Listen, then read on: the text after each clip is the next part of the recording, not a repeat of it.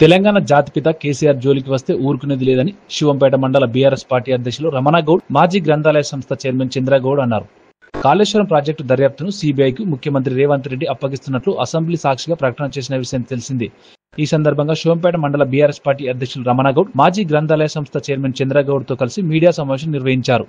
ఈ సందర్భంగా వారు మాట్లాడుతూ ఆంధ్ర నాయకుల తొత్తులుగా వ్యవహరిస్తున్న తెలంగాణ ప్రభుత్వం తెలంగాణ జాతిపిత కేసీఆర్ ను బదలాం చేయాలని చూస్తుందని, కాళేశ్వరంలో ఒక పిల్లర్ కుంగిపోతే దాన్ని బాగు చేసే సోయి కూడా ప్రభుత్వానికి లేదని, రాష్ట్ర ముఖ్యమంత్రికి, రాష్ట్ర మంత్రులకు బ్యారేజీల గురించి కనీస అవగాహన కూడా లేదని అన్నారు. తెలంగాణ అసెంబ్లీలో హరీష్ రావు మాట్లాడిన మాటల్లోనే బీఆర్ఎస్ ప్రభుత్వం పడిన కష్టం కనబడుతుందని అన్నారు. ఈ సమావేశంలో మండల నాయకులు నాగేశ్వరరావు, అశోక్ రెడ్డి, మైపాల్ రెడ్డి, భిక్షపతి రెడ్డి, చంద్రకళా శ్రీశైలం, రంగీల ఆంజనేయులు, కుంటా లక్ష్మణ్, నరసింహారెడ్డి, ముత్యంరెడ్డి, నాగేష్, నవీన్, విఠల్ తదితరులు పాల్గొన్నారు. రాష్ట్రాన్ని సాధించిన తెలంగాణ బాబు మన కల్వకుంట్ల చంద్రశేఖరరావుపై గారిపై కుట్రపూరితంగా నిరాదరణ ఆరోపణలతో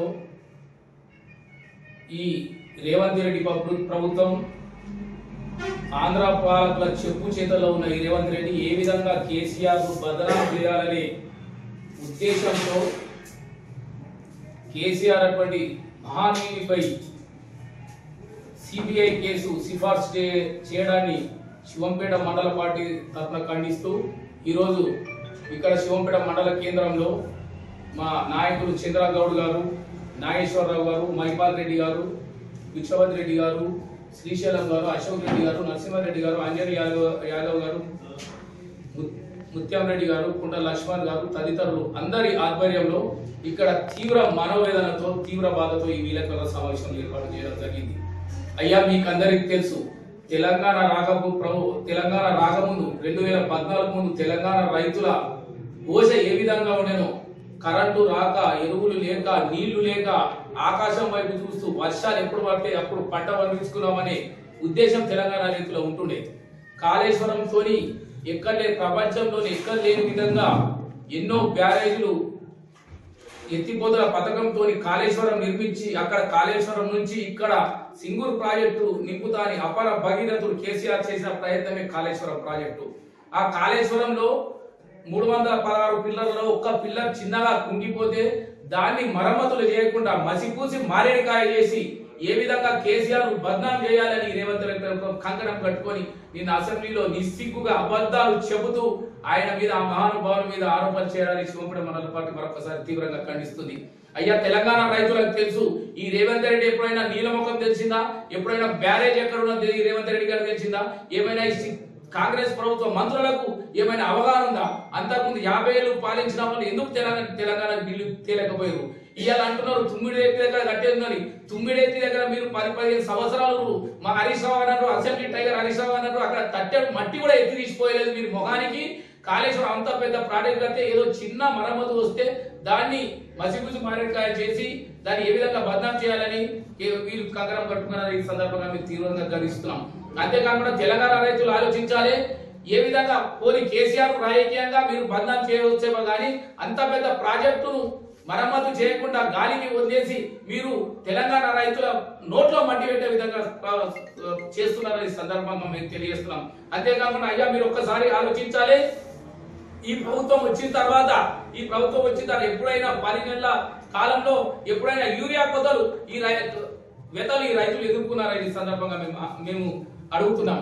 ఇప్పుడు చూడండి, ఎక్కడ చూసినా, ఏ మండల కేంద్రం చూసినా, ఏ గ్రామ పంచాయతీ చూసినా, ఏ నియోజకవర్గ స్థాయిలో చూసినా, ఏ జిల్లాలో చూసినా రైతులు వచ్చి పడిగాపులు పడుతున్నారు, రాత్రి అంతా అక్కడనే వంటున్నారు, చెప్పుల వరుసలు పెడుతున్నారు, ఫోన్లు పెట్టుకొని నిద్రపోతున్నారు, వండుకొని అక్కడనే వంట వార్పు చేస్తున్నారు. యూరియా దిక్కులేదు ఇంతవరకు.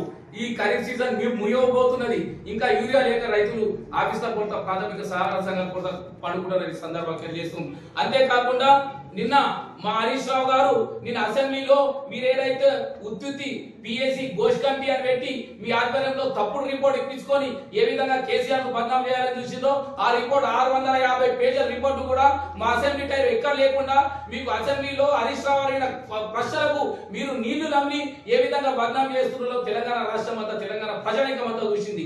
హరీష్ రావు అడిగే ప్రశ్నలకు మీకు దమ్ము లేకపోయే మీరు పెట్టిన కమిటీ రిపోర్టునే హరీష్ రావు గారు ఆ కమిటీ రిపోర్ట్ లో పేపర్లు తీసుకొని ఒక్కొక్క పాయింట్ అడుగుతుంటే ఇదే ముఖ్యమంత్రికి, ఇదే ఇరిగేషన్ మంత్రికి, ఏ మంత్రులకు కూడా సోయలేదు. దాన్ని మీరు ఏమన్సార్ చెప్పాను మా హరీష్ రావు ప్రజలకు తెల్లమోహన్ వేసుకొని కూర్చున్నారు. ఈ సందర్భంగా మేము తెలియజేస్తున్నాం.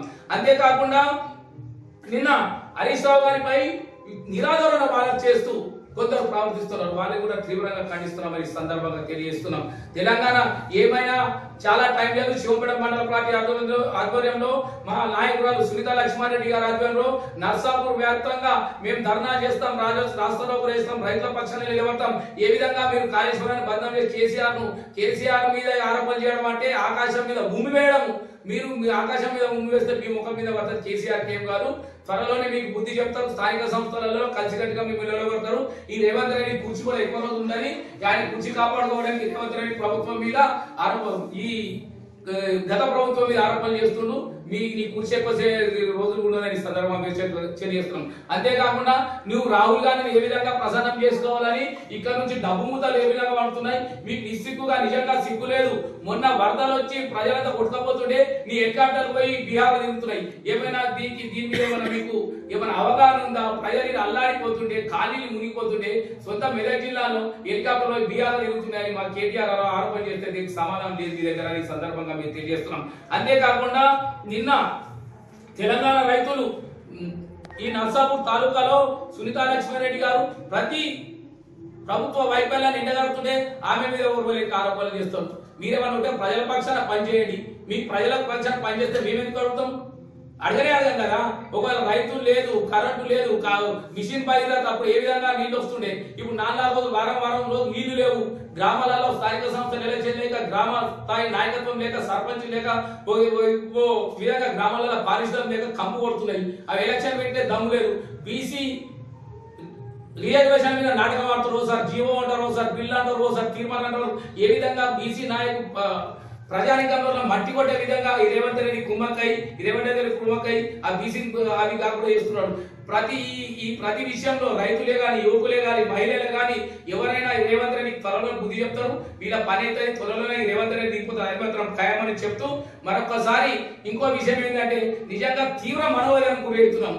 అటువంటి అప్పర భగీరథుడు కేసీఆర్ ఆదేశాల మేరకు హరీష్ రావు గారు అహర్నిశలు కష్టపడి తిండు తిప్పలు లేక కాళేశ్వరం దగ్గర 4 ఏళ్ళు 5 ఏళ్ళు కష్టపడి ప్రాజెక్టు కడితే మా సొంత పార్టీ నాయకురాలు ఆయన మీద ఆరోపణ చేయడానికి శివంపేట మండల పార్టీ తరఫున తీవ్రంగా ఖండిస్తున్నాం.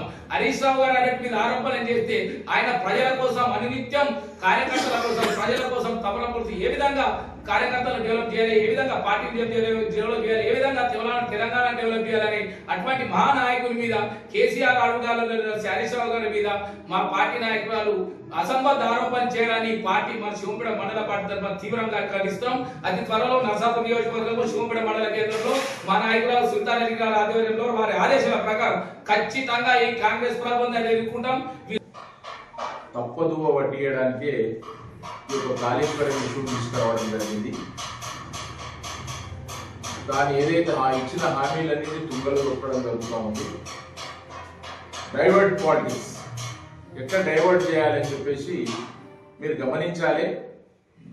ఆయన ఏదైనా ఎక్కడ ఉపన్యాసం ఇచ్చినా ఆ చేసినటువంటి ఉపన్యాసంలో కూడా ఒక 20 సార్లన్నా కేసీఆర్ పేరు జపం చేస్తూ ఉంటాడు. అయ్యా నువ్వు ప్రజలు అవకాశం ఇచ్చారు, నిన్ను గెలిపించారు, అభివృద్ధి పైన దృష్టి పెట్టు.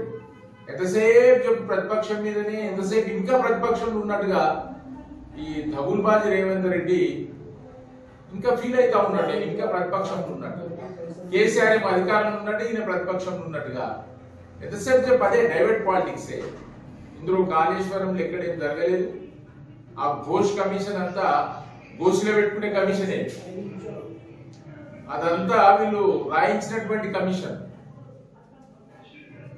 ఒక్క రోజుల 6 సంవత్సరాల పీరియడ్ లో కూడా జరిగినటువంటి కన్స్ట్రక్షన్ ను ఒక్క రోజులో ఆయన పోయి దాని రిపోర్ట్ తీసుకోగలుగుతాడా? మీ రాహుల్ గాంధీ వచ్చేమో మీదికి ఫ్లైట్ లో చూసిపోతావు. నువ్వు ఇంతవరకు పోయి విజిట్ చేయలే. ఎన్ని బ్యారేజీలు ఉన్నాయి, ఎన్ని అవి ఉన్నాయి, ఎన్ని ట్యాంకులు ఉన్నాయి, ఇప్పటికి మీకు అవగాహన లేదు. గతంలో కూడా కాంగ్రెస్ ప్రభుత్వం కట్టినటువంటి కూడా అన్ని శిథిలావస్థలకు వచ్చినాయి. అయితే ఇప్పుడు పోయి ఇందిరాగాంధీని అరెస్ట్ చేస్తారా, లేకపోతే సిబిఐ నెహ్రూ మీద పెడతారా? నెహ్రూ కూడా కట్టినటువంటి కాంగ్రెస్ ప్రభుత్వం కట్టిన హాయంలో ఉన్నాయి, అవి కూడా క్రాక్స్ వచ్చినాయి. ఇప్పుడు శ్రీశైలంలో పోయి మీరు చూడండి, ఇట్లా ఫోటో పెట్టి వెళ్ళిపోయినప్పుడు చూడండి ఎన్ని క్రాక్స్ కనబడతాయి. అవన్నీ పూడ్చుకుంటూ పోతుండాలి, దాన్ని మైనర్ రిపేర్ చేసుకుంటూ పోతుండాలి. దానికి ఒక రెన్యువల్ చేయడానికే ఒక సంస్థనే ఉంటుంది. దానికి ఇంజనీర్స్ ఉంటారు, వ్యవహారం ఉంటుంది, దానికి వ్యవహారం అది ఎట్లా కట్టాలంటే కమిటీ ఉంటుంది, సిడబ్ల్యూసి దానికి పర్మిషన్ ఉంటుంది. ఉట్టిగా కావాలని చెప్పి గుర్తు జల్లాలని చెప్పేసి ఉద్దేశంతో ఏదైతే హరీష్ రావు గారిని హార్నిషర్ కృషి చేసి 24 గంటలు అక్కడ రాత్రులు పడుకుంటుంటే పొద్దున ప్రజలకు సేవ చేస్తుండే. 4 గంటలకు లేస్తాడు, రాత్రి 1 గంట వరకు ఇంటర్వ్యూ ఇస్తాడు. సామాన్య జనానికి కూడా ఎవరికైనా ఒక స్లిప్ ఇచ్చుకోవాల్సిన అవసరం లేదు. ప్రతి ఒక్కరు ఎవరైనా పోవచ్చు, ఏ పార్టీ కానీ ఎవరు కానీ ఏ సామాన్యుడైనా దర్శనమిచ్చేటువంటి నాయకుడు హరీష్ రావు గారు. ఈ రోజు అసెంబ్లీలో మీరు క్వశ్చన్ వేస్తే 4-5 మంత్రులకు సమాధానం చెప్పాడు, ముఖ్యమంత్రితో సహా అందరికి కూడా. ఆ వాగులు వంకలు వ్యవహారం చెప్తా ఉంటే ఎంత అద్భుతంగా మాట్లాడాడు. కష్టపడ్డాడు, చేసాడు కనుక, ప్రాక్టికల్ ఉన్నాడు కనుక ఆయన కోటాడు. మన దగ్గర కుంటల చెర్లు ఎట్లుండే రైతులందరూ ప్రజలందరూ కూడా గమనించాలి. మిషన్ కాకతీయ కార్యక్రమం తీసుకొని బ్రహ్మాండంగా చెర్లన్నీ కూడా డెవలప్ చేయడం జరిగింది, కుంటలన్నీ డెవలప్ చేయడం జరిగింది. ఎంత పల్లెలో కూడా ఎన్ని అద్భుతంగా ఈరోజు కుంటుపడేది. శ్మశాన వాటికలు కానీ, అర్బన్ పార్క్స్ కానీ, క్రీడా మైదానాలు కానీ, గ్రామాలలో పారిశుద్ధ్యం కానీ ఈరోజు కుంటుపడ్డది.